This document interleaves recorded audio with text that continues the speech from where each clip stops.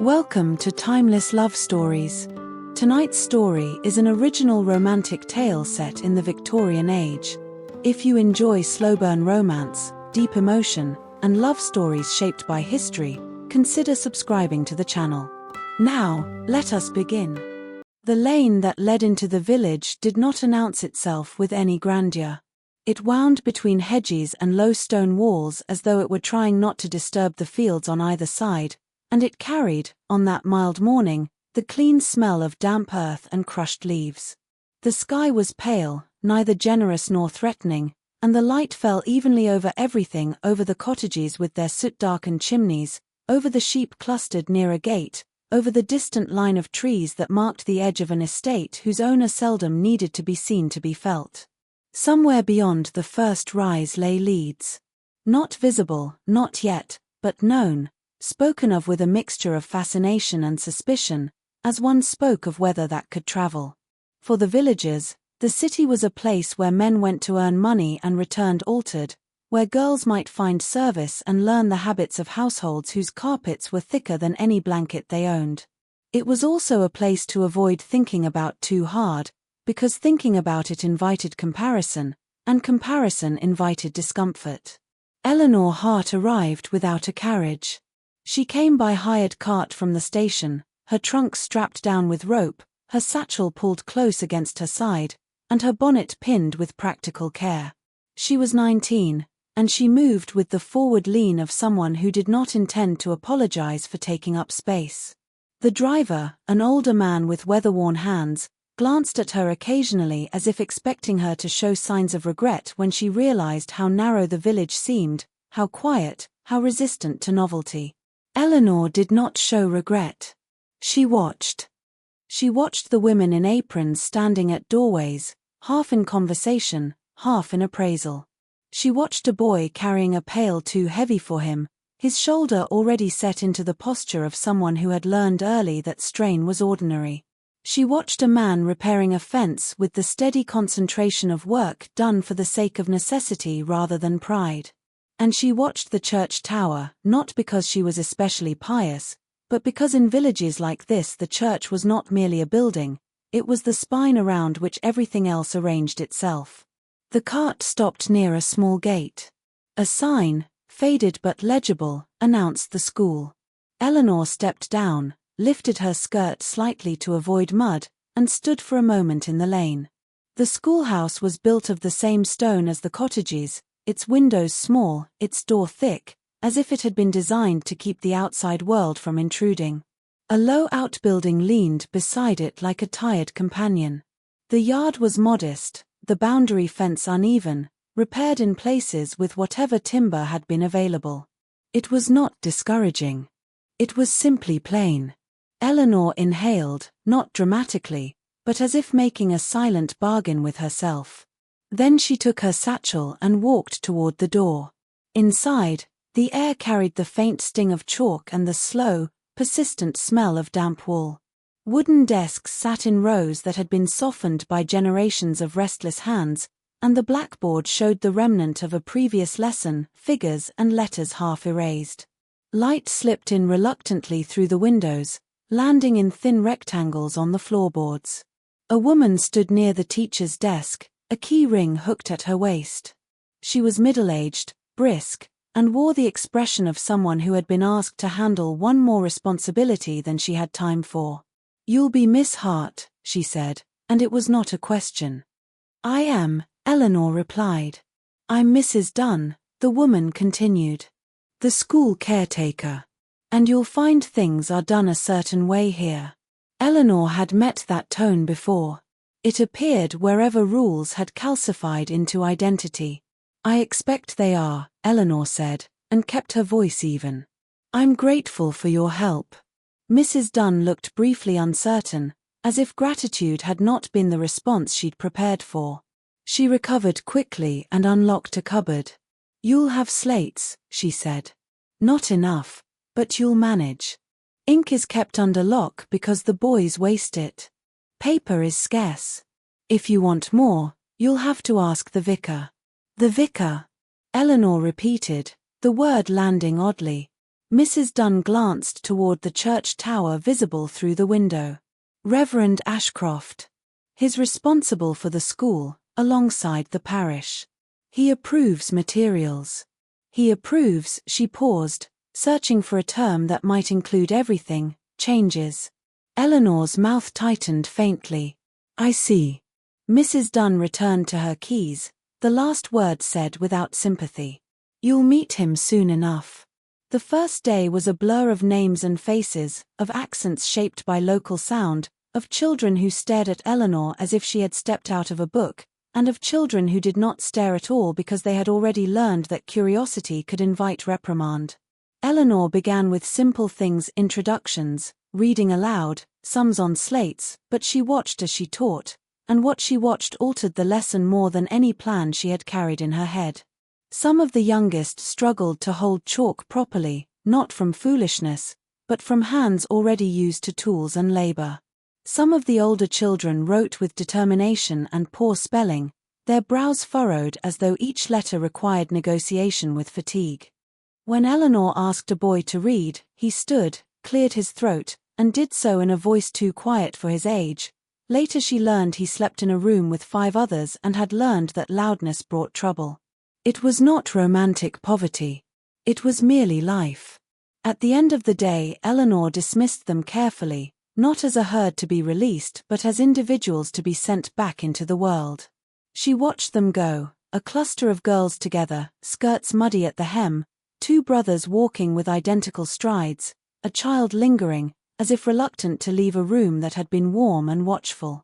When the last footsteps faded, Eleanor stood alone in the schoolhouse and looked around again. The desks seemed smaller. The silence seemed heavier now that it had been inhabited all day by voices. She set her satchel down and began to tidy. There was something calming about putting things in order, not because Eleanor craved neatness for its own sake, but because order suggested that effort mattered, that work could create something steady. On the 3rd day, a note arrived. It was delivered by a boy with wind-reddened cheeks, who handed it over as though he were carrying something fragile.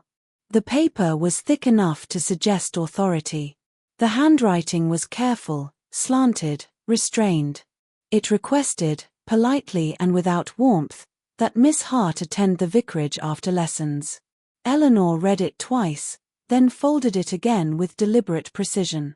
She had expected resistance, in one form or another. Villages did not welcome change with open hands. They accepted it, at best, with narrowed eyes and a long memory for disruption. Still, as she walked toward the vicarage that evening, she felt her pulse quicken, not with fear, but with readiness. The vicarage sat on slightly higher ground, not grand, yet clearly set apart. Its garden was kept with disciplined care, paths neat, hedges trimmed, no wildness permitted to suggest neglect. The door was opened by a young woman who looked at Eleanor with polite neutrality and led her into a sitting room that smelled faintly of coal, paper, and dried herbs. Eleanor stood for a moment, taking in the room, a table, 2 chairs, a bookcase with volumes worn by use rather than display, and a small desk with neatly stacked papers. The space suggested a man who did not collect ornament, who did not allow mess to remain, who perhaps believed mess had moral meaning. The Reverend Simon Ashcroft entered without haste. He was taller than Eleanor, lean rather than broad, dressed in dark clerical clothes that made him appear even more severe than his face did. His hair was dark and trimmed with care. His features were controlled, a mouth that rarely relaxed, eyes that seemed to observe before they judged. When he offered his hand, his grip was brief and correct. "Miss Hart," he said. "Reverend Ashcroft," Eleanor replied. He motioned to a chair. Eleanor sat, smoothing her skirt, refusing to fidget. Simon remained standing a moment longer, as if the act of sitting required a decision. "I have received comments," he began, "regarding your lessons." Eleanor met his gaze. "From whom?" Simon sat down, placing his hands together, fingertips touching. "From parents. From Mrs. Dunn. From 2 parishioners who believe they are responsible for the moral climate of the village." Eleanor's eyebrows rose. And are they? Simon did not react to her irony. They are responsible for their households. They worry that you are introducing ideas unsuitable for local children. Eleanor paused, choosing not to respond too quickly. She could feel the shape of the argument. It was a familiar one. Why teach a person to imagine what they could not possess? What ideas? She asked. Simon's gaze remained steady. You spoke of the life in Leeds. I spoke of geography, Eleanor corrected. Leeds happened to be the nearest city. You spoke of trains, he continued. I mentioned that travel exists, Eleanor said, and kept her voice calm. That is not corruption. Simon's mouth tightened slightly, then eased, not into softness, but into a more controlled firmness. This village does not require corruption to be harmed by change, Miss Hart. Even harmless things can stir restlessness. Eleanor leaned forward a fraction, the movement small but unmistakable. Restlessness is not always a vice. Simon regarded her as if weighing whether she understood what she was challenging. Restlessness, he said, can lead to dissatisfaction. Dissatisfaction can lead to contempt. Contempt can lead to a child despising the life their parents have built, and that is moral corruption. Eleanor heard, beneath his words, something that was not simple conservatism. It sounded like caution born from experience, as if Simon had seen families fracture under the weight of unmet expectation. She did not soften. But she adjusted her aim. Reverend, she said, are you telling me your goal is to keep children content by keeping them small? His eyes narrowed, not in anger, but in attention. My goal is to keep them prepared. For what? Eleanor asked. For the world. Or for the village? Simon's gaze held hers. For their lives. Eleanor exhaled slowly. Their lives will not remain untouched by the world simply because we refuse to name it. Simon's voice was even. And naming it will not guarantee safety. Knowledge can be a gift. It can also be a kind of hunger the people are not ready for. Eleanor sat back. For a moment she felt the argument slip from her grasp, not because she lacked conviction, but because his point had substance. Hunger, once awakened, could be painful. You think I am reckless, she said. Simon did not answer at once. He looked at her as though he were seeing not only her words but the person behind them.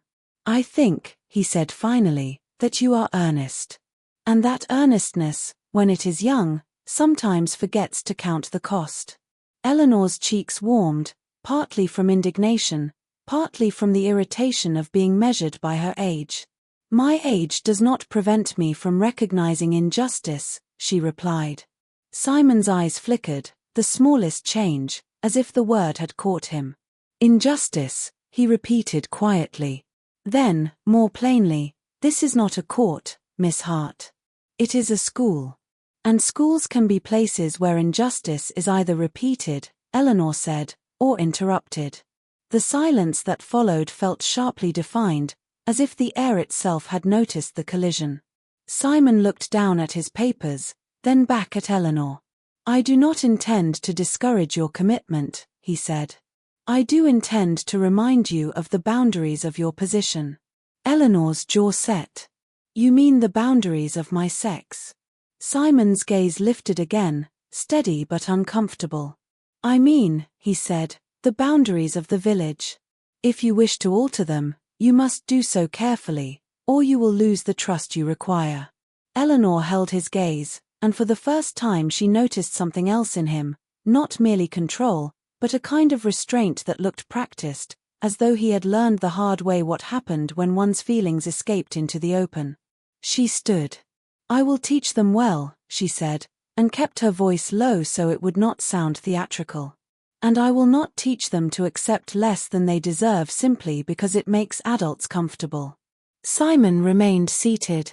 Comfort is not my concern, but complaints may be. Eleanor hesitated, surprised by the sincerity in that sentence, then turned to leave before she could become uncertain. As she walked back through the village, the evening air cooling around her, she felt the familiar heat of defiance in her chest. Yet she also felt something else she did not like naming: curiosity. Not about his authority, but about the man himself. She had expected a villain, or at least a narrow-minded old guardian of tradition. Instead, she had met a man not much older than herself, who argued as if he already carried responsibility like weight. Responsibility did not excuse harm, but it complicated the shape of it. The next weeks unfolded in a pattern that was both ordinary and charged. Eleanor taught. Simon watched.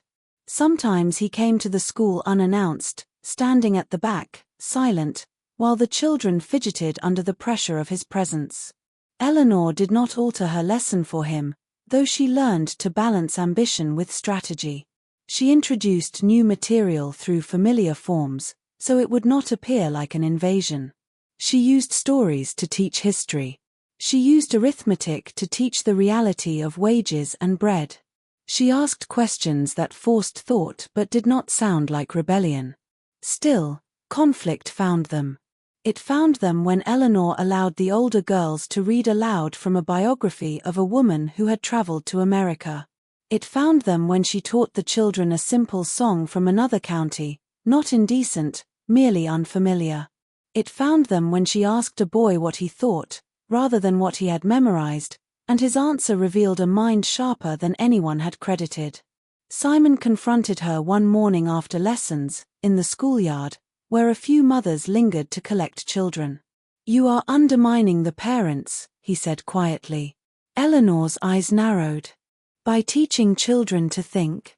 By teaching them to question without teaching them how to bear the answers," Simon replied, and his voice remained controlled even as his eyes sharpened. A mother's gaze shifted between them. A boy paused, sensing tension. The village, even in small numbers, could become an audience. Eleanor felt anger rise, not because she disliked being criticized, but because he had chosen to address her there, in public, as if to remind her who held the higher ground. "Reverend," she said, and kept her tone polite enough to sting, "if you wish to discuss my teaching methods, you may do so after school hours. Otherwise it sounds like I am being corrected like a child." Simon's expression did not change, but something tightened around his mouth. "You are being corrected because you behave," he said, "as if you answer to no one." Eleanor took a breath. The mothers listened. The children watched. "I answer," she said, "to my conscience." Simon's eyes held hers. "And I answer to consequence." The mothers stiffened slightly. That word was familiar to them. Consequence was what kept the village functioning. Eleanor felt the urge to continue, to argue until he yielded.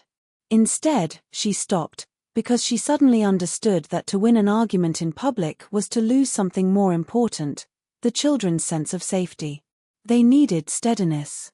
They needed adults who did not use them as battleground. Eleanor nodded once, sharply, and turned back toward the schoolhouse without another word. Behind her, she heard the soft shift of people moving again, conversation resuming cautiously, as if they had all been holding their breath. Later, in the empty schoolroom, Eleanor stood at the blackboard and stared at the smudged chalk marks. She felt her own frustration like a pulse under the skin. She wanted to change things. She wanted to do it quickly. Yet the village was not a door that opened because one pushed harder. It was a wall, and walls required patience or leverage. That was when the invitation came. Mrs. Wainwright's note was written in a trembling hand but with unambiguous intent. She asked Eleanor to attend tea on Sunday afternoon. The phrasing was courteous, yet the meaning was clear. This was not a social call. It was a summons. Eleanor arrived at the cottage with a basket of biscuits, because she had been taught that arriving empty-handed gave people permission to claim you owed them something. The cottage was small, with curtains faded by time, and it smelled of lavender and coal smoke. Mrs. Wainwright sat in an armchair near the hearth, her cane resting beside her like an extension of her authority. And Simon Ashcroft was already there. He stood near the mantel, a cup in his hand, his posture composed, his expression unreadable. For a moment Eleanor considered turning around and leaving. Then she saw Mrs. Wainwright's eyes. They were sharp. Mrs. Wainwright did not greet Eleanor with effusive warmth. She nodded, as if acknowledging a fact. "Sit," she said, gesturing toward a chair opposite Simon. "Both of you. I've lived long enough to know when a village is starting to tilt, and I'd rather it tilted toward sense than toward spite." Eleanor Saturday. Simon Saturday.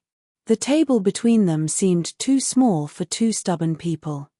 Mrs. Wainwright poured tea slowly, her hands shaking but never spilling.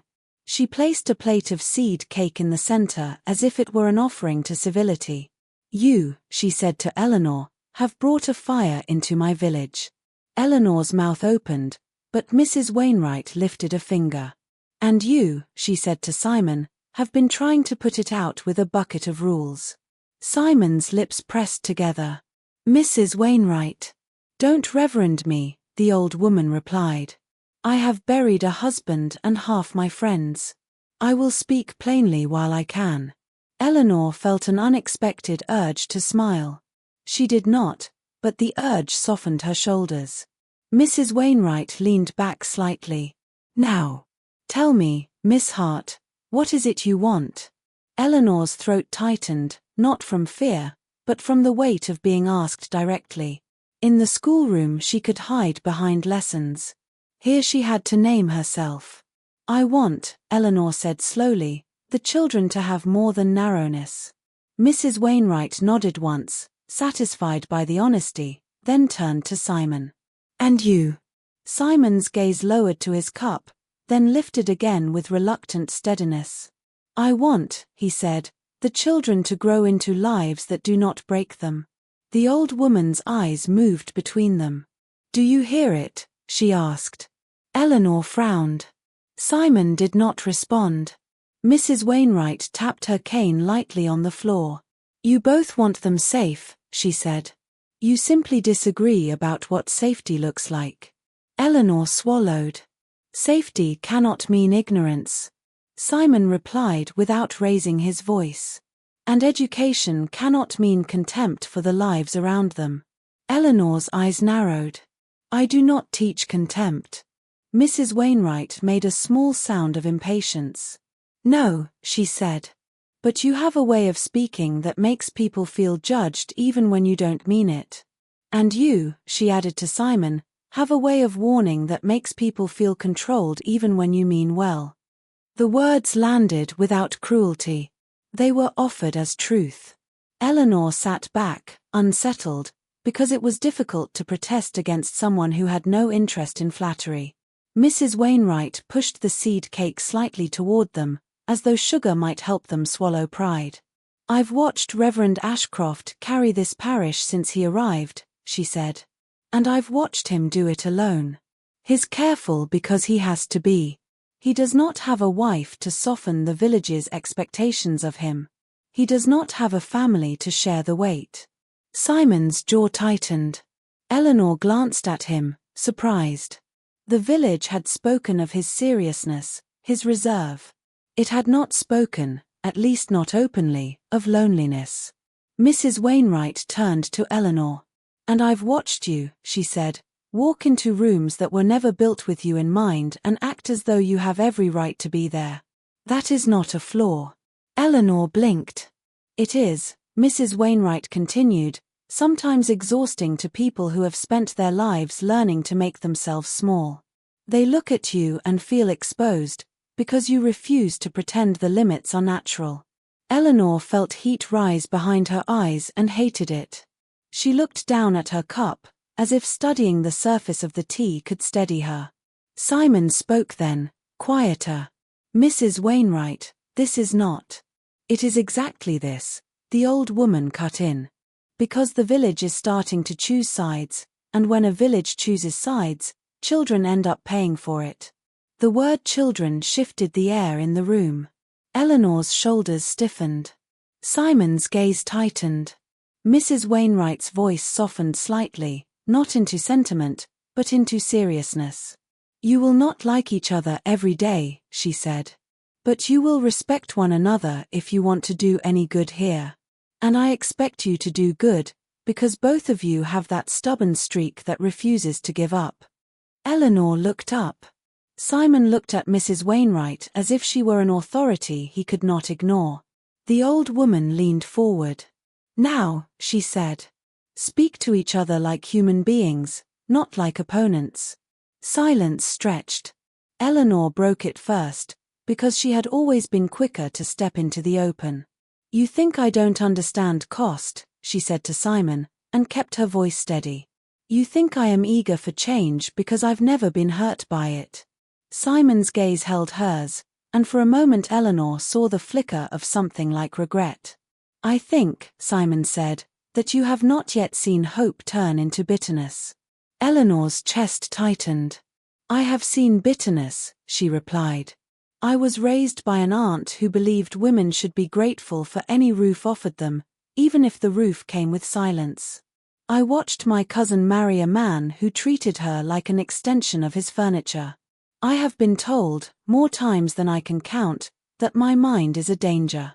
Simon's expression shifted, controlled but not unaffected, as if he had not expected her to name anything personal. Eleanor continued, because once started, stopping felt like surrender. So if I push, she said, it is not because I don't understand. It is because I do. Simon's fingers tightened around his cup. When he spoke, his voice was lower. And if I resist, he said, it is not because I want them ignorant. It is because I have seen what happens when people are made to feel their lives are not enough. Eleanor felt her anger loosen. Not disappear, but soften at the edges. Mrs. Wainwright watched them with the calm satisfaction of someone who had seen storms pass before. The tea ended without warmth, but it ended with something new, understanding, fragile and tentative, like a thin thread that could still snap if handled roughly. When Eleanor rose to leave, Mrs. Wainwright gripped her wrist briefly, her fingers dry and strong. You'll do well, she said quietly. Just remember you're not the only one trying. Eleanor nodded, unable to speak.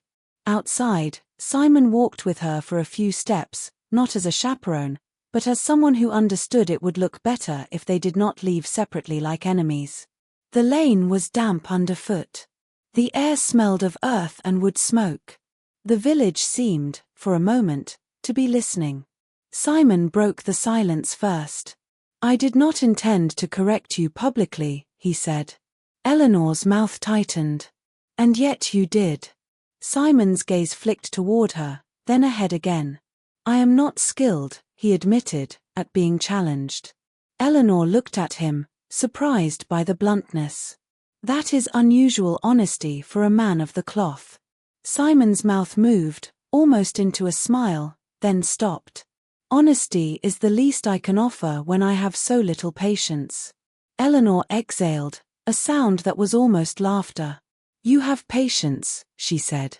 You simply spend it like it's rationed. Simon's eyes remained on the lane, but his voice softened. Perhaps it is. Eleanor glanced at him again, and something in her shifted, not affection, not yet, but a new kind of attention. She had been treating him like a symbol, authority, restraint, refusal. Now she saw a man shaped by his own experience. That did not excuse his rigidness. But it made him real. They reached the point where their paths separated. Eleanor stopped. I will speak to you privately next time, she said. If you do the same. Simon nodded once. Agreed.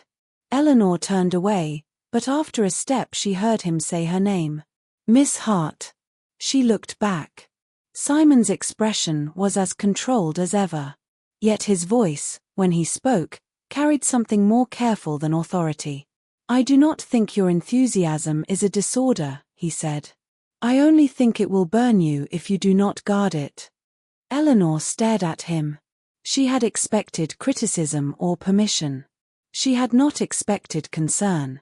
I'll decide what burns me, she replied, because she could not allow herself to soften too openly. Then, after a pause, she added, more quietly, but thank you. Simon inclined his head and walked away. In the days that followed, the village did not transform. Villages rarely did. But small shifts appeared, like changes in weather before anyone admitted a season had turned. Simon stopped visiting the school unannounced. Instead, he sent notes asking when Eleanor might speak with him. Eleanor, in turn, stopped presenting new ideas as though daring the village to object. She began introducing them through what the village already valued: scripture, practical arithmetic, the virtues of diligence. She taught history through stories of perseverance rather than conquest. She spoke of cities not as temptation but as fact, something the children might meet one day whether or not they were prepared. And Simon began to listen. Not with visible approval, but with attention. One evening he arrived at the school after the children had gone. Eleanor was marking slates by the window, the last light fading into grey. When he entered, she did not jump. She had begun to recognize his footsteps. He stood near the door for a moment, as if unsure whether he was intruding. "I won't keep you long," he said. Eleanor set the slate down. "Speak." Simon's eyes moved over the room, the desks, the chalk, the worn floorboards. "I have received another complaint," he said. Eleanor's jaw set automatically. "About what now?" Simon's gaze returned to her. "About the ledgers." Eleanor frowned. "I showed the older pupils how to keep basic records. Simple sums. Wages earned, bread bought, debts noted. That is hardly scandal." "No," Simon agreed. "It is not." Eleanor paused, a familiar tension gathering in her shoulders. "Then why are you here?" Simon hesitated, and for the first time Eleanor saw him choose words with something like caution. "Because I told the parent," he said slowly, "that understanding numbers is protection, not defiance. I said that anyone who can account for what they earn is less likely to be cheated. I said it was responsible." Eleanor stared at him, momentarily speechless. "You defended it," she said, as if confirming that the ground beneath her feet had shifted without warning. Simon's voice remained even. "I defended the sense of it.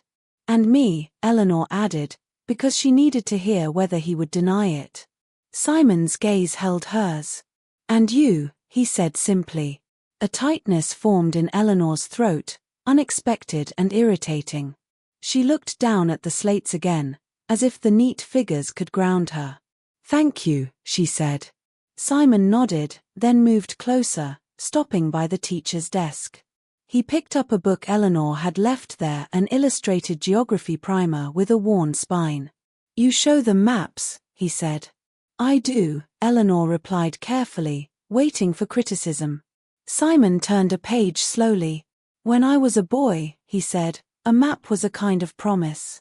Eleanor looked up, startled. "Was?" Simon's fingers paused on the paper. "It can also be a reminder," he said, "of what you cannot reach." Eleanor studied him.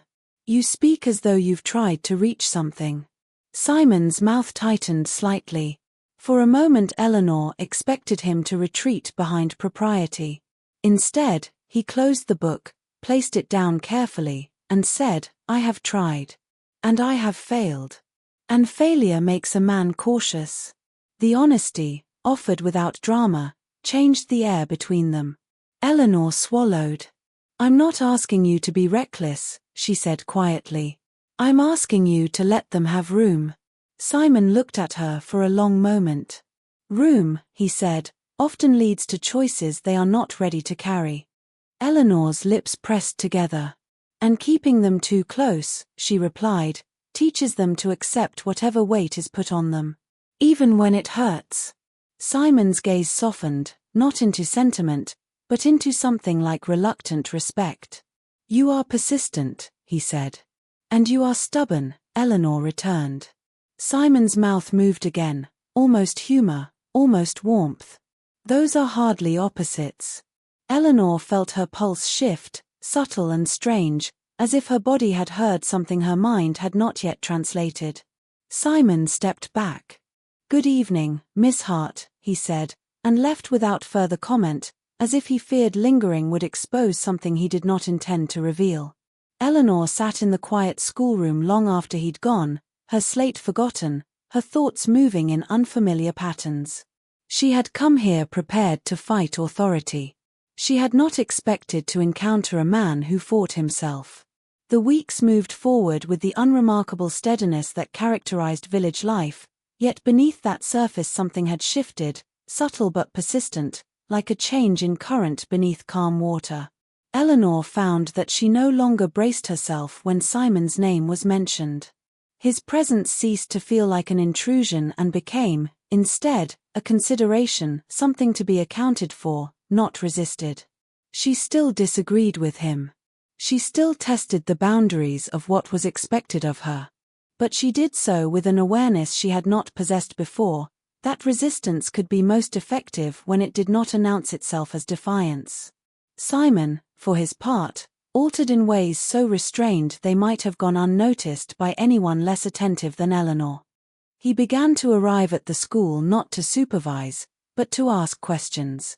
He listened more than he spoke. He no longer positioned himself at the back of the room like an examiner. Instead, he stood near the window or leaned against a desk, observing the children as if they were individuals rather than a collective responsibility. He did not interrupt lessons. When he disagreed, he waited until the room was empty.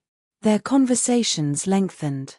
They spoke of the children first, always the children, because it was the safest ground.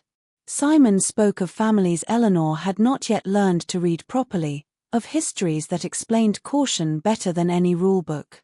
Eleanor spoke of potential, of how certain pupils responded when trusted with something difficult. Their words began to interlock rather than collide. One afternoon, as autumn deepened and the light grew shorter, Simon remained after a discussion that had already run its course. "You stay late," he said, not critically. Eleanor glanced at the window, at the dimming sky. "I think better here in the evenings," she replied. "The room feels less watched." Simon considered this. "The village watches everything," he said. "But it does not always understand what it sees." Eleanor smiled faintly.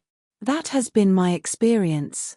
Simon hesitated, then said, "You might find the church library useful. There are books there that are no longer read simply because no one has asked for them." Eleanor looked at him sharply. "Are you offering?" Simon nodded once. "On the condition that you do not announce their existence." Eleanor's smile this time was unmistakable. "Discretion is a skill I am learning." He inclined his head, accepting the concession without comment. She visited the library the following week. It was a small room behind the vestry, seldom used, its shelves lined with volumes that bore the dust of neglect rather than disapproval. Eleanor moved through the space with care, as though touching something private. She found histories, essays, sermons written by men whose convictions had been sharp enough to outlast fashion. She found, to her surprise, a handful of books by women, travel accounts, letters, reflections that spoke of lives lived beyond the narrow definitions Eleanor had been taught to accept.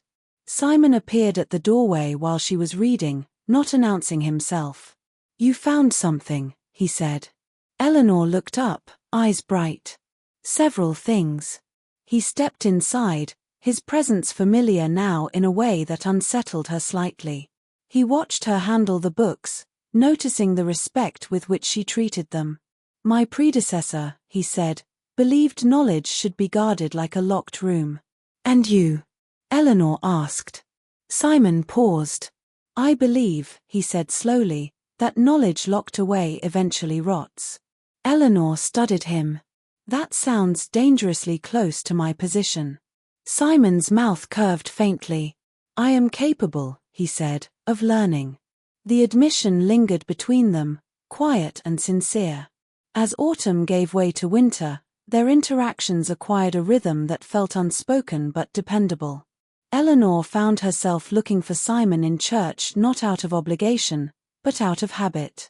Simon found himself asking Eleanor's opinion on matters he would once have decided alone: how best to address a family struggling quietly, whether a certain boy might be better kept in school longer rather than sent into early labor. The village noticed. Whispers softened into speculation. Some women nodded knowingly. Some men expressed approval with the vague satisfaction of having predicted something they had not understood. Eleanor was aware of it all and resented none of it as fiercely as she would have months earlier. She had begun to realize that visibility was not always a threat. Sometimes it was simply the cost of standing where one refused to hide. Simon, however, remained careful. He did not court her. He did not allow conversation to drift into territory that could be misread. His restraint was deliberate, and Eleanor recognized in it not indifference, but fear, the controlled fear of a man who had once trusted and paid dearly for it. She did not push him. Instead, she watched. She watched how his shoulders eased when he laughed, briefly and rarely. She watched how his voice softened when he spoke to children who reminded him, perhaps, of himself. She watched how he withdrew when conversations edged too close to the personal, as if there were rooms inside him he kept locked not out of pride, but out of caution. It was during Advent that Eleanor first heard the story, not from Simon, but from Mrs. Wainwright. They were sitting by the fire in the old woman's cottage, Eleanor having come to deliver books she had promised. Outside, frost edged the windows. "He was nearly married, you know," Mrs. Wainwright said, as if mentioning the weather. Eleanor's hands stilled. "I had heard something. A city woman," the old woman continued. "Clever. Ambitious. She wanted him, but not this life. Not this place." Eleanor felt a quiet tightening in her chest. She left. Mrs. Wainwright nodded. She told him he was choosing obscurity. Told him he would regret it. Eleanor said nothing. She could imagine the scene too easily. He did not argue, Mrs. Wainwright added. That's his way. He believed her. And then she went. Eleanor swallowed. And he stayed, for the village's sake. Yes, the old woman said. And learned to live very carefully. That evening, Eleanor walked home through the cold with Simon's past moving beside her like an unspoken presence. It explained his reserve more clearly than any argument ever had. It did not diminish him. It made him, if anything, more vulnerable. When Simon finally spoke of it himself, it was not with confession, but with necessity. They were walking back from a parish visit, dusk settling early, the air sharp. "I was once engaged," he said abruptly, as if the words had escaped before he could contain them. Eleanor did not stop walking. "I know." He glanced at her, surprised. "Mrs. Wainwright." Eleanor nodded. "She does not waste time." Simon exhaled. "No." They walked a little farther before he continued. "I learned from that," he said. "Or I thought I did." "What did you learn?" Eleanor asked, careful not to press. "That wanting is dangerous," Simon replied.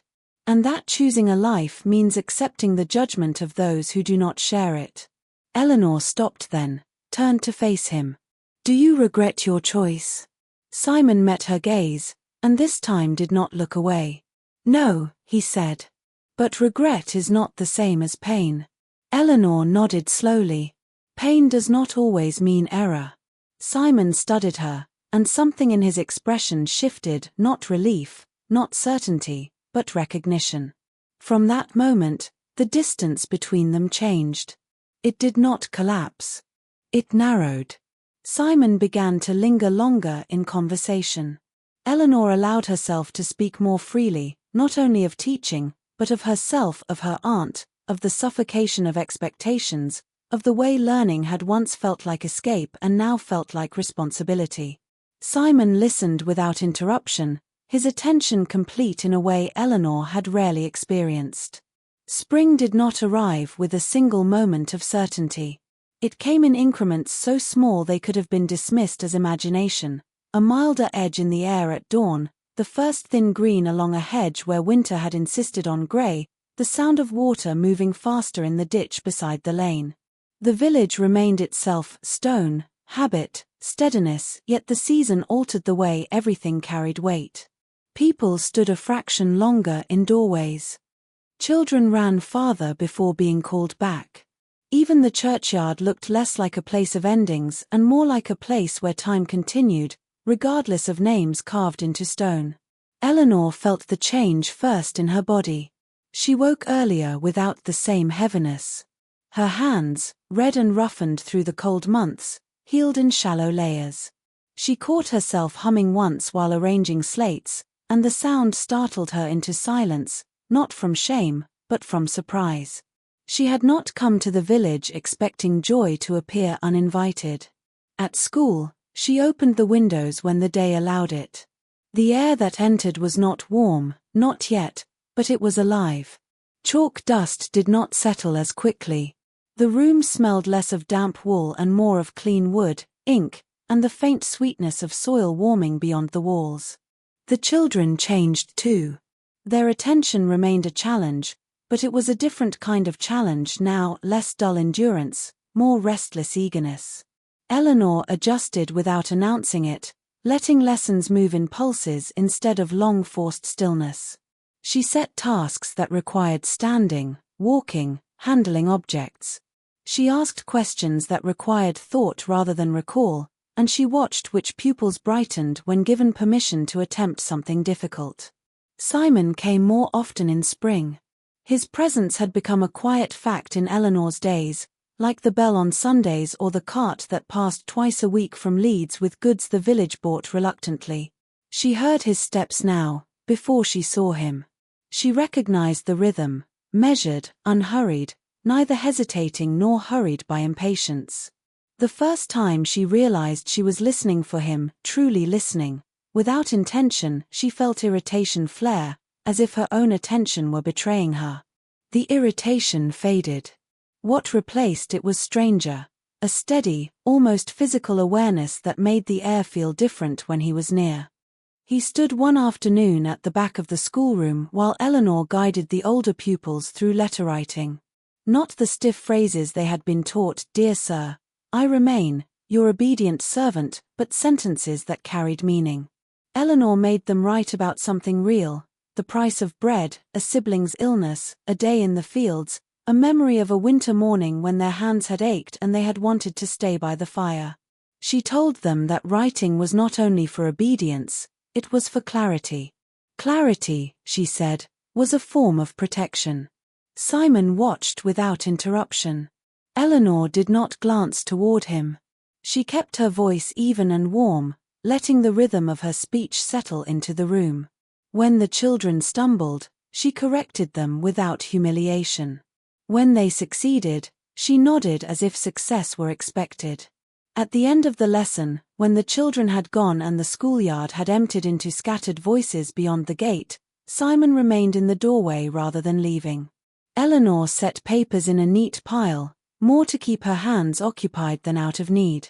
"You've come to tell me another parent has complained," she said, not looking up. Simon's voice was calm. "No." Eleanor paused, then raised her gaze. "No." "No complaint," he repeated, and something in his expression suggested he had chosen his words carefully before speaking. "I came because I listened." Eleanor felt a faint tightening under her ribs, an instinctive defensive response, quickly restrained. "And what did you hear?" she asked. Simon stepped closer, stopping beside a desk rather than behind her, as if unwilling to occupy the position of authority by habit. His eyes moved over the papers. "I heard you giving them language for their own lives," he said. "Not for someone else's." Eleanor's throat tightened. Praise from him was rare enough that it still felt slightly unreal. "You disapprove?" she asked, because her mind, trained by conflict, still searched for the sharp edge. Simon looked at her. "I do not," he said plainly. "Not of this." Eleanor exhaled slowly, and only then realized she had been holding her breath. He took a moment before speaking again, as if what followed belonged to a different conversation. "Do you ever miss Leeds?" he asked. The question was simple. The fact that he asked it at all was not. Eleanor's fingers brushed the edge of a slate, tracing a small scratch in the wood of the desk. "Sometimes," she admitted. "I miss the feeling of anonymity. I miss walking streets where no one knows my name." Simon's mouth tightened, not disapproving, but thoughtful. "And yet you came here." "I came because I wanted to matter," Eleanor said, then almost wished she had not said it so honestly. "Not in the way women are supposed to matter. Not as an ornament. Not as a shadow." Simon's gaze held hers. There was no judgment in it, only attention. "You do matter," he said, and the quiet certainty in his voice settled over her like a cloak. Eleanor felt heat rise to her cheeks. She looked away toward the window, where the pale spring light lay across the floorboards. "That sounds dangerously like encouragement," she murmured. Simon's voice carried the faintest dryness. "It is possible," he said, "for me to encourage without surrendering the entire village to chaos." Eleanor's mouth curved despite herself. The smile was small, but it was real. She turned back to him and saw that he had noticed it.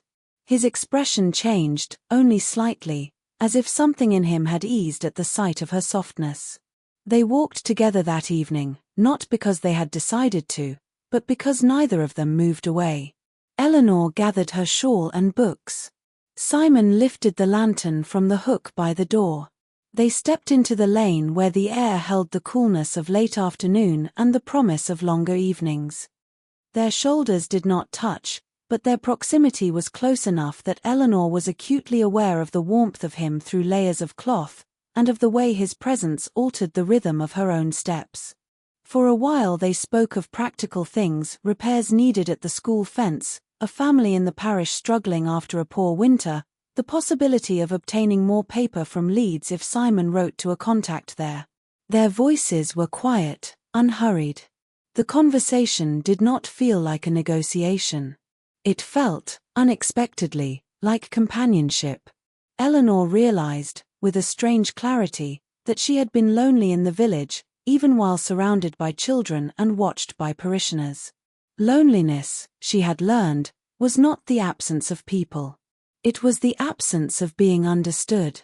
Simon did not understand her entirely. She did not understand him. But the space between them had begun to hold a different kind of possibility, one neither of them had spoken aloud. They reached the low stone wall at the edge of a field where winter had left the grass flattened and spring was slowly lifting it again. The view opened there, showing the gentle slope of land and, beyond it, a line of trees that moved in the wind like a slow breathing. Simon stopped. Eleanor stopped with him.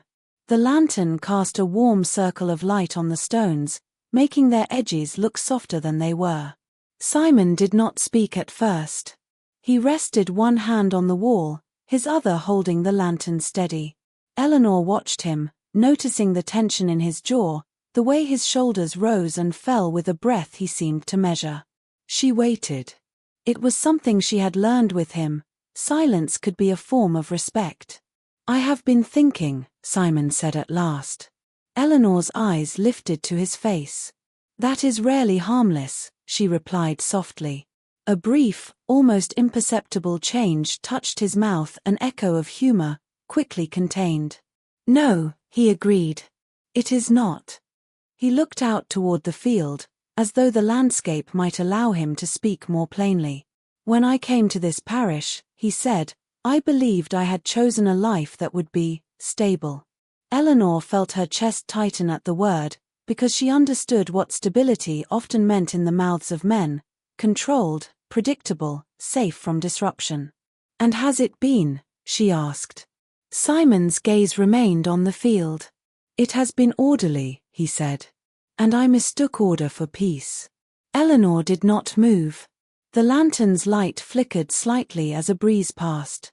She became aware of the smallest things: the cold stone beneath her fingertips as she rested her hand on the wall, the faint scent of smoke carried from a cottage chimney, the distant sound of a cartwheel on the main road.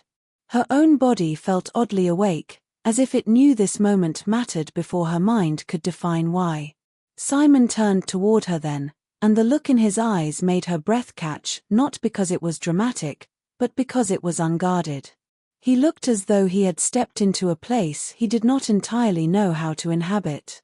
"I have spent years," he said quietly, "believing that wanting was a kind of weakness." Eleanor's throat tightened. She felt the weight of what he was offering, not as confession, but as exposure. "And now?" she asked, and her voice was steady because she would not let him carry the risk alone. Simon's fingers tightened on the lantern handle. "Now I find that refusing to want has not made me stronger," he said. "It has simply made me smaller." The words struck Eleanor with a sharpness she did not expect. Smaller. She had fought against that word all her life, against the shape it tried to force upon women, upon children, upon anyone told their place was less than their capacity. Hearing it from Simon, who wore authority like a uniform, made something in her shift. She held his gaze. "You are not small," she said. Simon's breath left him slowly. "I have been," he answered, "in the way that matters." Eleanor felt the air between them thicken with unsaid things. The lantern's warm light caught the edges of Simon's face, the shadow under his cheekbone, the line of his mouth, the slight exhaustion in his eyes that she had noticed sometimes when he thought no one was watching. He spoke again, and his voice had a different texture now, less polished, more human. "I thought distance would protect me," he said. "And perhaps it did, in the way a locked door protects a house by keeping out light as well as thieves." Eleanor's hand tightened on the wall. She realized she was trembling slightly, not from cold, but from the strange intensity of being this close to a truth she had not known she wanted. Simon looked at her. "You have brought something into this village," he said. "Not simply change. Not simply trouble, as some insist. You have brought a sense of possibility." Eleanor swallowed. "You once told me that giving people room could carry risks," she said, and the attempt at lightness failed as her voice tightened. Simon's gaze did not waver. "Yes," he said. "And I meant it. But I also meant that I had grown used to living within limits I never questioned." Eleanor's heart moved hard against her ribs.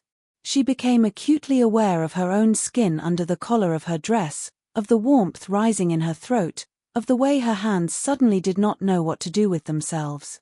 "I am trying," Simon said, "to speak plainly." "You are," Eleanor replied, and the words were almost a whisper. He took a breath. Eleanor watched the movement of his throat. He looked, in that moment, not like a vicar addressing a congregation, but like a man preparing to step into water whose depth he could not measure. "I love you," Simon said. The sentence was simple, without flourish. It was not performed. It was placed between them with the care of something fragile and real. For a beat, Eleanor could not speak. Her mind flooded with images, unwanted, vivid, insistent. Simon's hand steadying a child's shoulder, Simon's eyes following her across the schoolyard, Simon's voice, calm even in anger, beginning to carry something softer in it. She remembered how she had found herself looking for him in church. How the sound of his steps had become familiar. How her body had begun to respond to his proximity with an awareness she had tried to dismiss as inconvenience. She had known, in some quiet part of herself, that something was changing. She had not allowed herself to name it because names made things irrevocable. Now the name had been spoken. Her breath caught. Her eyes stung, and she hated the weakness of it, even as she understood it was not weakness but force pressing against the boundaries she had built around herself. Simon's voice lowered further. "I am afraid," he said, and the admission cost him. Eleanor could see it. "Not of you. Of myself. Of trusting. Of being left with something open again." Eleanor's chest ached. She stepped closer without deciding to. The movement was small, but it changed everything. She could feel the warmth of him now, the heat carried through his coat into the air between them. Her hand lifted and rested against his sleeve, fingers curling slightly as if to anchor herself. Simon inhaled sharply, a sound he did not disguise. His eyes closed for a fraction of a second, then opened, fixed on her face with an intensity that made Eleanor's skin prickle as if touched. "You asked once whether I would choose this or endure it," Eleanor said, and her voice did not tremble. "This is your choosing." Simon's jaw tightened. "It is." Eleanor took another breath, and with it came the quiet certainty she had been circling for months. It arrived not as drama, but as recognition. "I love you too," she said. The words were no less simple. They felt, as she spoke them, like setting something heavy down at last. Not surrender. Release. Simon's gaze shifted, as if he were seeing her again in new light. His hand lifted, hovering, hesitation, permission, restraint all contained in that brief pause before his fingers touched her cheek. His hand was warm. The touch was careful, almost reverent, as if he feared that pressing too hard would break the moment. Eleanor leaned into his palm without thinking, the impulse immediate, physical, honest. Her eyes closed briefly at the contact. She felt the heat of his skin, the faint roughness at his fingertips, the steadiness of his hand and the slight tremor beneath it. Simon's breath changed. He stepped closer, and Eleanor felt the brush of his coat against her shawl, the unmistakable nearness of a body that had been held at distance now allowed into her space. He did not kiss her immediately. He waited, his face close enough that Eleanor could feel the warmth of his breath on her mouth. The pause was not uncertainty. It was respect, a question asked without words. Eleanor answered by lifting her other hand and resting it against his chest. She felt the firm beat of his heart beneath cloth and bone, the rhythm steady but strong. The contact sent a shiver through her, not of cold but of astonishment at how real it was, how alive. Simon's eyes lowered to her mouth. Eleanor's own lips parted slightly with a breath she could not restrain. Then he kissed her. It began softly, a careful meeting rather than a claim. Eleanor felt the pressure, gentle but decisive. The kiss deepened slowly, as if they were learning the shape of each other's closeness step by step, refusing haste. Simon's hand remained at her cheek, guiding without forcing. Eleanor's fingers tightened at his chest. She felt herself tilt closer, not because she was being pulled, but because her body wanted the contact, the warmth, the certainty. Simon's restraint did not vanish. It softened, allowing tenderness to move through it. The kiss grew fuller, more certain, and Eleanor felt a quiet rush through her limbs, a warmth that spread from her mouth down into her chest, settling there as something steady. When they parted, they remained close, their foreheads nearly touching. Eleanor's breath came unevenly. Simon's eyes stayed on hers as if he were afraid to look away and find the moment gone. For a long time neither spoke. Finally, Simon's voice came, low and rougher than she had ever heard it. "I would court you," he said. "Properly. If you will allow it." Eleanor's mouth curved, not into mischief, but into something softened by awe. "Allow it," she repeated. Simon's expression carried a faint shadow of humor, quickly overtaken by sincerity. "I am not skilled," he admitted, at this. Eleanor's thumb moved lightly against his coat, a small stroke she did not intend but did not stop. "Then learn," she said. Simon's eyes warmed. "I will." They walked back toward the village together, still close, the lantern swinging gently, casting moving light on the lane. Eleanor felt different in her own skin, as if something in her posture had shifted. Simon walked with the same measured steps as always, yet there was a new looseness in him, a subtle ease. His hand brushed hers once. Then, after a pause, he took it, and did not release it. The village did not know. Not yet. But villages were attentive creatures. They sensed change before they could describe it. Over the weeks that followed, Simon's courtship unfolded not with grand gestures but with consistency. He asked permission to walk Eleanor home. He brought her books from the church library with passages marked, not with instruction, but with interest. He invited her to accompany him more on parish visits where her presence would comfort certain women more than a man's would. Eleanor found herself sitting at kitchen tables with mothers whose eyes measured her differently now, not merely as teacher, but as possible future vicar's wife. The thought irritated her at first. Not because she feared marriage, but because she feared reduction, feared being turned into a role. Simon seemed to sense it. One evening, as they walked from a cottage where they had visited a woman ill with a lingering cough, Eleanor's silence tightened like a knot. Simon glanced at her. "What troubles you?" he asked. Eleanor exhaled. "They look at me," she said, "as if my work has been a prelude to this."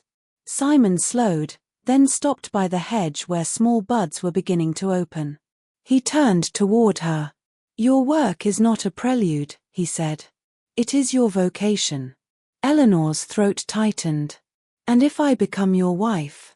Simon's gaze held hers. "Then you will remain Eleanor," he said firmly.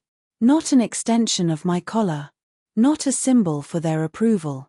If I wanted a symbol, I would have chosen differently." Eleanor's eyes stung. "You speak as if you have already been asked to choose." Simon's mouth tightened. "The village asks, even when it does not speak," he replied. "I have been answering it all my life." Eleanor looked at him for a long moment, feeling the weight of being seen so clearly. "Then answer it for me," she said quietly. "Not instead of me. With me." Simon's hand lifted and rested briefly over hers, warm and steady. "Always," he said. Their engagement was not announced at once. Simon wanted to speak to Eleanor's family properly, to do things in a manner that would not invite unnecessary scandal. Eleanor agreed, though she disliked the idea of permission. Still, she understood the practical truth. In a village, ceremony could be protection. It gave the community something recognizable to hold, making them less likely to tear apart what they did not understand. When the engagement was finally made public, it was done simply. No grand celebration, no show. Simon mentioned it after Sunday service in a few calm sentences, his voice even, as though announcing a parish repair. Eleanor stood beside him, feeling the heat of eyes on her face, on her hands, on the way Simon's fingers held hers. There were murmurs. There were smiles. There were looks sharpened by calculation. Eleanor endured them without flinching, but later, alone in her lodging, she sat by the small window and realized her hands were shaking. She pressed them together, not in prayer, but in an attempt to steady the nervous energy that moved through her. She did not regret the engagement. She regretted the exposure. Simon came to see her that evening. Not inside, he would not risk her reputation before marriage, but at the gate, where they could speak under the polite supervision of distance. The twilight made his face look softer. "You are quiet," he said. Eleanor's voice was low.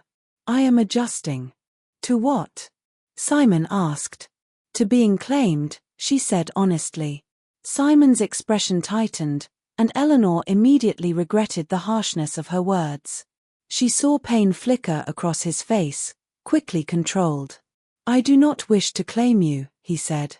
"I wish to belong with you." Eleanor stepped closer to the gate. "I know," she replied, and her voice softened. "But they do not know the difference." Simon's gaze held hers. "Then we will teach them," he said simply. Eleanor swallowed. "That sounds like my job." A faint, restrained humor touched his mouth. "Then I will assist," he said. Eleanor's breath eased. Good. Spring moved toward summer. The days grew longer. The village settled into the new fact of their engagement with reluctant acceptance. People who had objected quietly began to speak of it as inevitable. People who had approved from the beginning grew bolder in their satisfaction.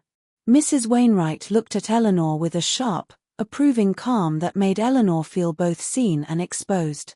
The happiness between Eleanor and Simon was real. It was also fragile in a way that surprised Eleanor. Not fragile because Simon's love was uncertain, but because love, she realized, did not remove fear. It existed alongside it. She felt her own fear sometimes, creeping in during quiet moments, fear that she would disappoint him, fear that he would become heavy with responsibility and leave no room for her brightness, fear that she would lose herself in the role the village was already trying to drape over her. And Simon carried his own fears, quieter but persistent.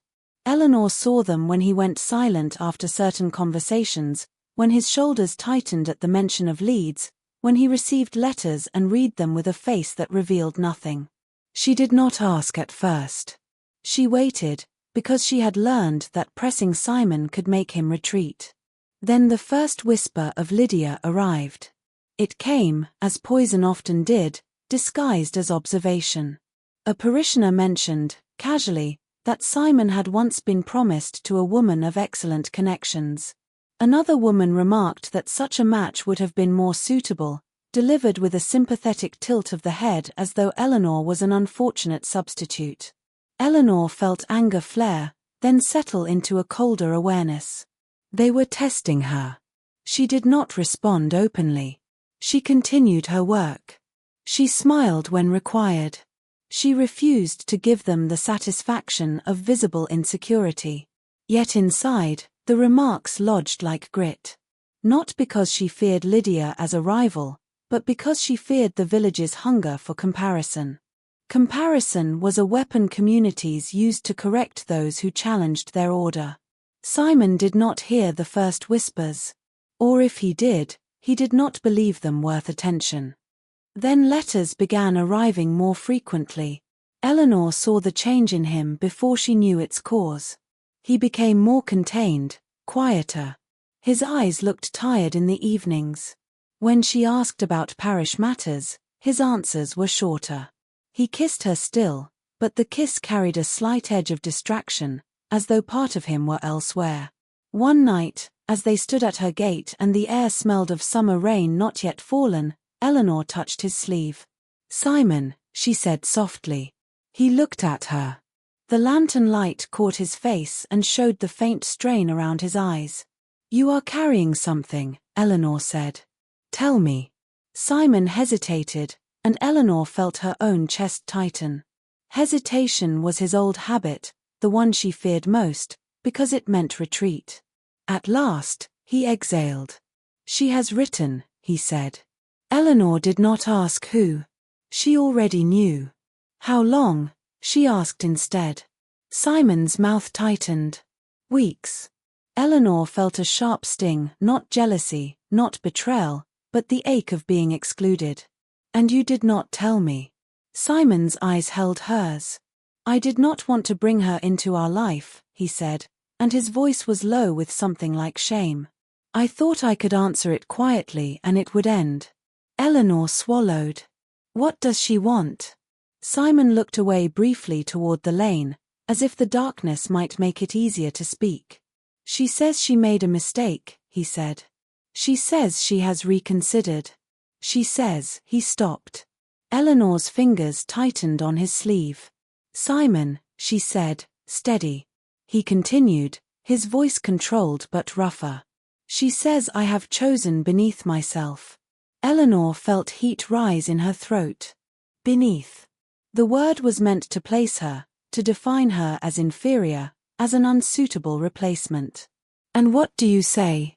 Eleanor asked. Simon turned fully toward her. "I say she does not understand what I value," he said. "And I say she is too late." Eleanor's chest loosened slightly, but the tension did not disappear. "Will she come?" she asked, because she knew how villages worked. Letters were rarely the end of such things. They were the beginning. Simon's silence answered her. Eleanor closed her eyes briefly, then opened them again. "Then we face it," she said. Simon's hand lifted to her cheek, warm, steady. "Yes," he said. Together. Lydia arrived in the village not with a dramatic flourish but with calculation. She came on a Sunday morning, because Sunday gathered people and made them attentive. She sat near the front of the church, dressed with a refinement that marked her as outside the village's ordinary world. Her posture was impeccable. Her face was composed, but her eyes moved constantly, taking in detail, measuring reactions. Eleanor, seated a few pews behind with the schoolchildren, felt the shift ripple through the congregation like a change in air pressure. Heads turned fractionally. Whispers began before the first hymn ended. Simon's sermon that day was steady. If he saw Lydia, he did not acknowledge it. His voice did not falter. Yet Eleanor, watching him closely, noticed the subtle tightening at his jaw, the way his hands gripped the edge of the pulpit a fraction more firmly than usual. After the service, parishioners lingered outside longer than they needed to, pretending conversation while watching. Lydia approached Simon with a smile shaped by poise. Eleanor stood at a polite distance, not hiding, not intruding. She could hear only fragments at first, Lydia's voice soft, controlled, Simon's replies quieter, restrained. Then Lydia's tone shifted, slightly sharper beneath the softness. Eleanor caught words regret, mistake, future, each one chosen to sound noble. The village listened with the careful attention of those who loved a moral drama. Eleanor did not move. She felt her heart beating slow and hard, not like panic, but like a steady drum. She became intensely aware of her own body, the pressure of her boots on the ground, the tightness of her corset with each breath, the heat in her face held in check by will. Simon glanced toward Eleanor once, briefly. The look was not a plea. It was a promise. Lydia's presence did not vanish after that day. She did not leave. She stayed in a nearby inn, then in the home of a parishioner who enjoyed the prestige of hosting a lady from the city. Lydia visited homes, spoke to women, listened to men. She did not insult Eleanor openly. She did not need to. She planted doubt like seeds, trusting the village to cultivate them. "She's very refined," someone murmured. "She seems truly repentant," said another. "A pity, really," a third observed, as if Eleanor's engagement were an unfortunate complication. The poison spread slowly, precisely. People began to look at Eleanor with new scrutiny. Some offered sympathy as if she had already lost. Others offered advice disguised as kindness: be patient, be humble, be understanding of Simon's past, as though Eleanor's role were to absorb humiliation gracefully. Eleanor endured it outwardly. Inwardly it cost her more than she expected. It was not that she feared Simon would return to Lydia. Simon had chosen her. He had said it. He had kissed her with a tenderness that did not lie. But a village could wear a person down without ever landing a blow. A village could make a woman feel constantly observed, constantly judged, until she began to doubt her own solidity. One evening Eleanor sat alone at her small table, correcting copybooks, and found that the words blurred. Not from fatigue. From a sudden swelling behind her eyes that threatened to spill into tears. She put down her pen and pressed her fingertips to her brow. She had fought too hard all her life to be reduced by gossip. And yet the strain was real. She felt it in her shoulders, in the way she held her breath without noticing, in the way she hesitated before entering spaces where she had once walked with confidence. When Simon came to see her, she did not hide it.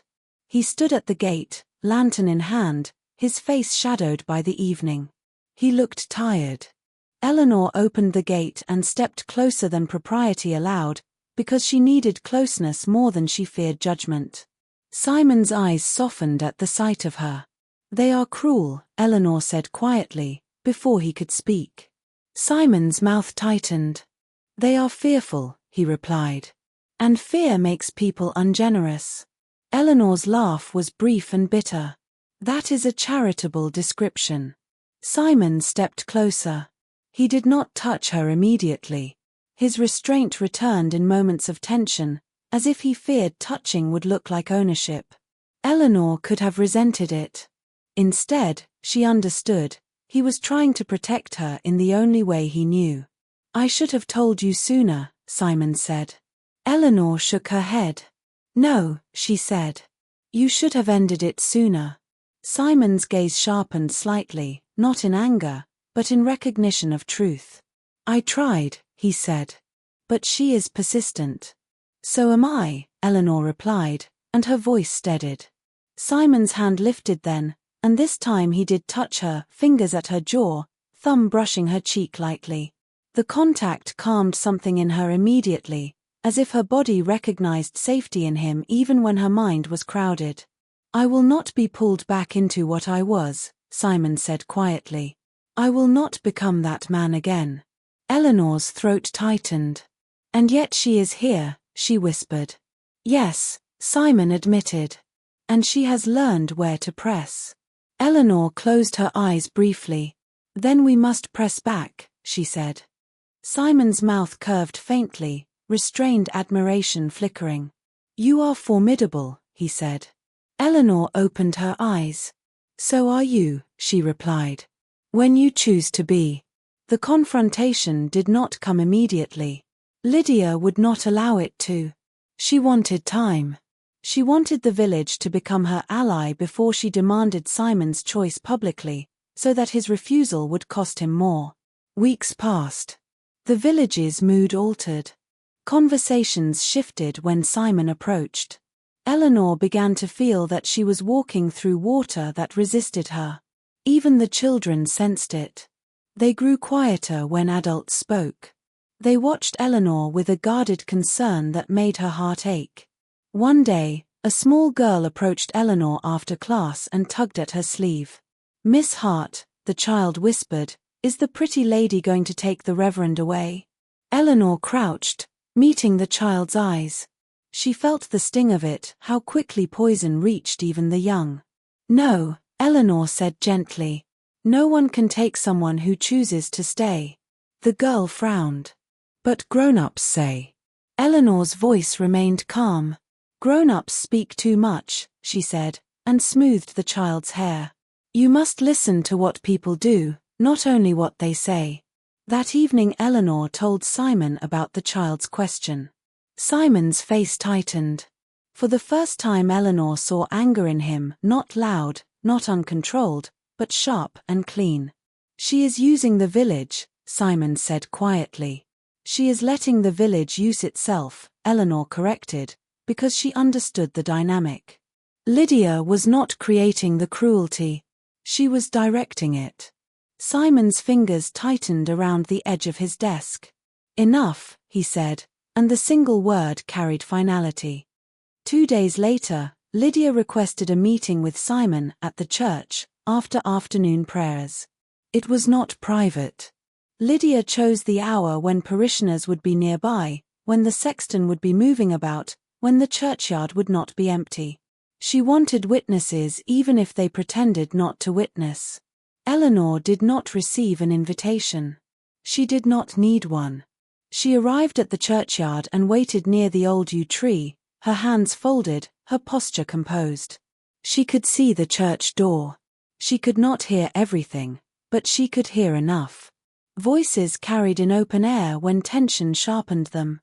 Lydia's voice was soft at first, almost pleading. Simon's replies were quiet, controlled. The conversation went on longer than Eleanor expected. Her fingers grew cold. Her palms dampened despite the cool air. She felt her heartbeat in her throat, a steady pressure. Then Lydia's tone changed. Eleanor heard it even without the words, the subtle sharpening, the shift from plea to accusation. Lydia stepped out of the church first. Simon followed. Lydia stood in the churchyard as if it belonged to her. She spoke then loudly enough that parishioners on the path could hear. "You are throwing away your future," Lydia said. "For what? For a girl who does not understand what she is doing? For a woman who will embarrass you when her enthusiasm turns to dissatisfaction?" Eleanor's jaw tightened. She forced herself to remain still. Simon's voice was calm, but Eleanor heard something in it she had not heard before, steel. "She understands more than you assume," Simon said. Lydia's laugh was brief. "She is 19. She is impetuous. She will tire of this life. Of you." Simon's reply came without hesitation. No. Lydia stepped closer. You cannot be certain. Simon's voice rose slightly, not with volume, but with firmness that carried. I am certain, he said, because I have seen her choose this village every day. I have seen her work when no one praised her. I have watched her stand in rooms that were not built for her and refuse to shrink. Eleanor's throat tightened. The words struck her physically, as if placed against her chest. Lydia's eyes flashed. And you think that makes her suitable? It makes her brave, Simon said. And it makes her honest. Lydia's voice hardened. And what of me? What of what we were promised? Simon's answer was quiet and final. What we were promised ended when you left, he said. You made your choice. I honored it. I built my life on it. Lydia's expression tightened, and Eleanor saw, even from a distance, the moment pride transformed into cruelty. You chose obscurity, Lydia said. And now you choose beneath you as well. A murmur rose among the parishioners nearby, not loud, but audible, the sound of people sensing a moral peak. Simon turned his head, and in that moment his gaze found Eleanor where she stood by the yew tree. The look he gave her was not reassurance. It was alignment. A silent declaration that he would not speak around her as if she were absent. He would speak with her present, because she was part of his life, not a topic to be debated by others. Simon turned back to Lydia. You speak of beneath, Simon said, his voice steady enough to be heard clearly. As if worth is measured by manners and connections. Lydia's chin lifted. It is measured by. No, Simon cut in, and the interruption startled even Eleanor. Simon rarely interrupted anyone. It is measured by character. Lydia's face tightened. Then you choose her, she said, as if forcing him to say it in the open. Simon did not glance away. He did not soften the truth to spare Lydia's pride. I choose Eleanor, he said. I chose her before you arrived. I choose her now. And I will choose her when the village tires of its gossip and finds something else to feed on. The words landed like stone. Lydia's eyes flicked toward Eleanor then, sharp and assessing. She took a step, as if to direct her next sentence toward Eleanor as well. You must be very sure of yourself, Lydia said, her voice sweetened with contempt. Eleanor felt the gaze of the village shift onto her. She felt it like a weight. For a moment she wanted to shrink, not because she believed Lydia, but because being watched so intensely made her skin feel too exposed. Then she remembered the small girl's question. She remembered the months of work.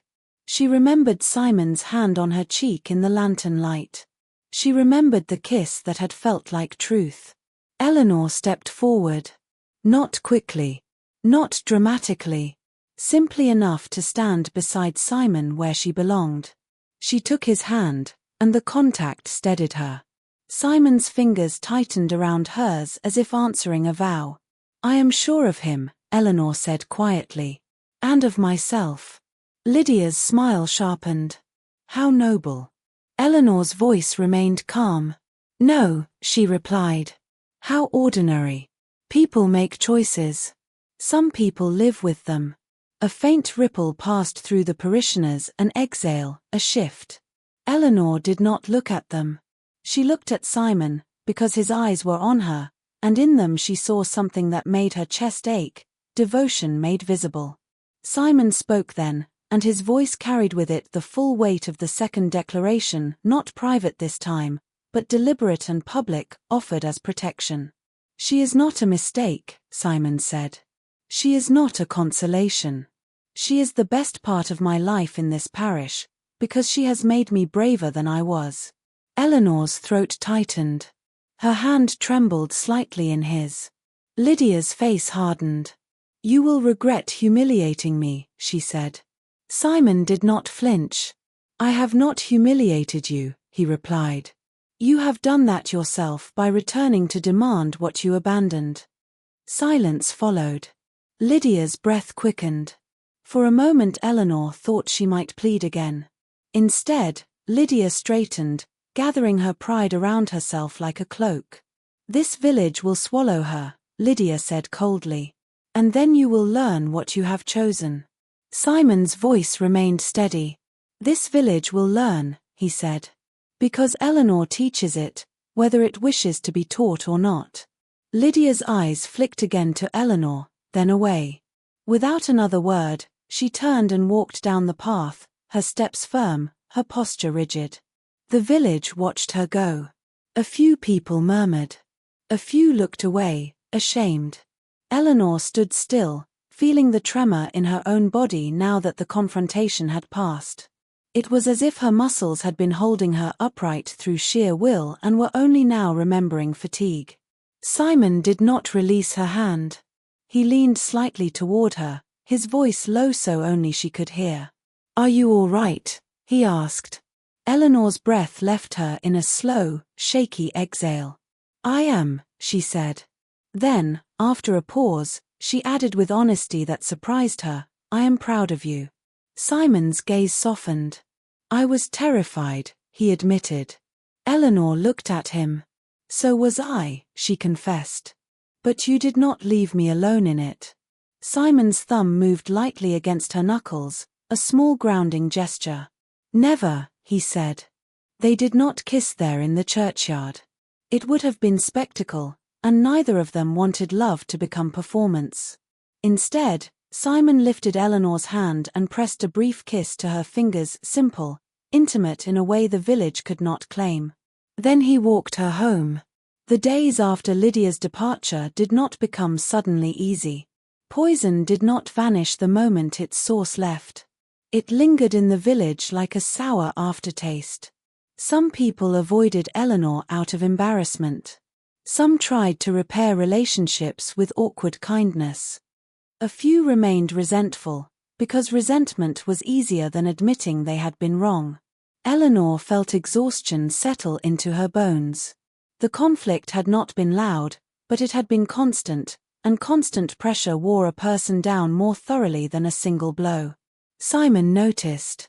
He began taking on more of the village's emotional labor himself, speaking quietly to parishioners who had been cruel, reminding them of their own faith, their own obligations. He did not scold with drama. He spoke with calm disappointment, which in a village carried more weight than anger. Eleanor returned to her teaching with renewed steadiness. She did not become softer in her ambitions. If anything, she became more precise. She learned how to push without provoking immediate defense, how to plant ideas that would take root over time. She taught children to write letters that carried truth. She taught them arithmetic that protected them. She taught girls to hold their heads up. She taught boys that gentleness was not weakness. Life moved forward. Their wedding was not immediate, but it came in due course, planned carefully, modestly, without extravagance. Eleanor wore a simple dress. Mrs. Dunn sniffed at the expensive flowers and then arranged them with fierce competence. Mrs. Wainwright watched with eyes bright and sharp, as if satisfied that the village had been forced into a better version of itself.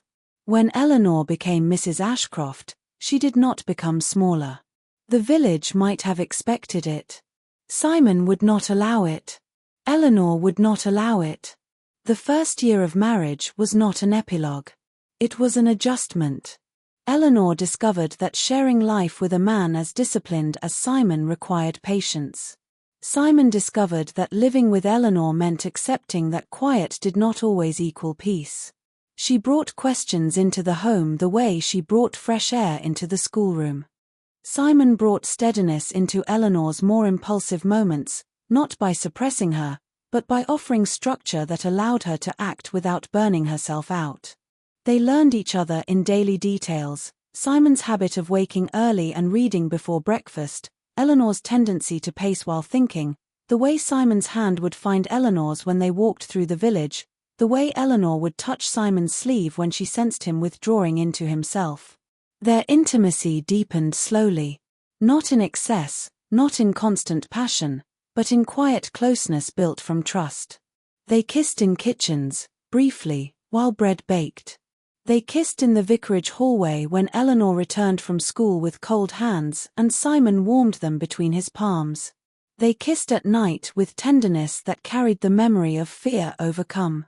And sometimes, when the village was quiet and the air was soft, Simon would hold Eleanor close and say, in a voice low enough to belong only to them, "I am grateful you came."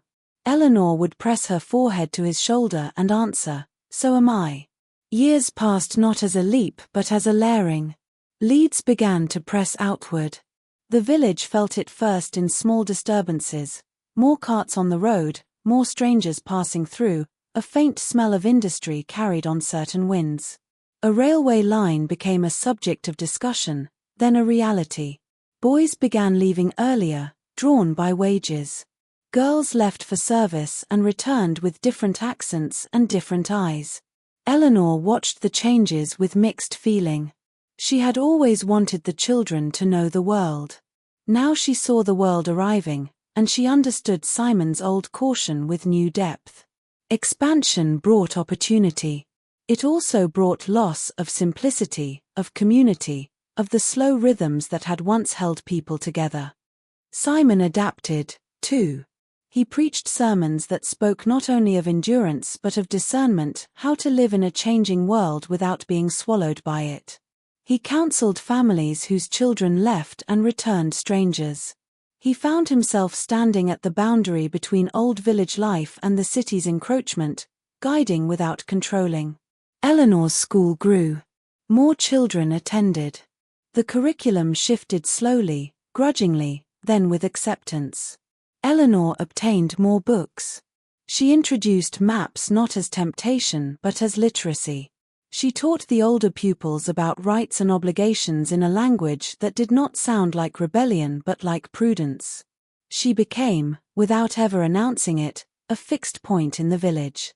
People who had once criticized her began to defer to her. Women sought her advice, first about children's schooling, then about their own concerns, money, marriages, fears they had never said aloud. Eleanor listened with the same intensity she had once reserved for arguments. She learned that change did not only occur through confrontation. It occurred through steadiness, through trust, through showing people that their lives could expand without collapsing. Simon watched Eleanor become this version of herself with a quiet pride that rarely required words. He told her once, on an evening when they walked along the village edge and saw new construction where fields had been, "You built something here." Eleanor's voice was soft. "We did." Simon's hand tightened around hers. "Yes," he agreed. "We did." Their love did not remain a young love. It matured. It became less about heat and more about depth. Yet it never became dull. Eleanor's spontaneity continued to surprise Simon in small ways. Simon's maturity continued to anchor Eleanor when her mind ran ahead of what could be done. They argued sometimes, still. Eleanor would insist on a change Simon worried would fracture the community. Simon would warn of consequences Eleanor thought overly cautious. The arguments were quieter now, shaped by respect. They ended, more often than not, with understanding rather than victory. One summer evening, many years after that churchyard confrontation, Eleanor stood at the schoolhouse window and watched children run in the yard. Their laughter carried differently now, mingled with distant sounds from the road that had grown busier. The village looked altered at its edges, softened into the city's approach. Yet the schoolhouse remained, and inside it Eleanor's work continued. Simon entered the room without knocking, a habit allowed by years. He stood behind her for a moment, his presence familiar enough to feel like warmth at her back. "You're watching them," he said. Eleanor nodded. "I was thinking of the first day I arrived," she admitted. Simon's voice was quiet. "You looked as though you intended to fight the entire parish." Eleanor's mouth curved. "I did." Simon stepped closer, his hand settling lightly at her waist. The touch was not possessive. It was belonging. "And now?" he asked. Eleanor leaned back slightly into him. "Now I think," she said, "that fighting is only one kind of courage. Simon's lips brushed her hair. And what is the other? Eleanor turned her head, looking up at him. The lines at the corner of his eyes were deeper now. His face carried the quiet marks of years, of work, of griefs borne and joys earned. Yet his gaze on her was the same, attentive, steady, chosen. Staying, Eleanor said. Building. Choosing, even when it would be easier to retreat. Simon's mouth curved faintly, then he kissed her, slowly, as if time had taught him that tenderness could hold everything. Eleanor felt the familiar warmth spread through her, not sudden, but deep. Outside, the village continued to change. The city continued to advance. Seasons continued to turn.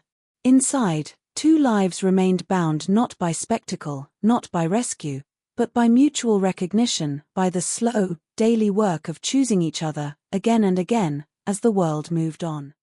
Thank you for listening to this story. If it stayed with you, you are warmly invited to like the video, subscribe, and share your thoughts in the comments. New timeless love stories await you. Until next time.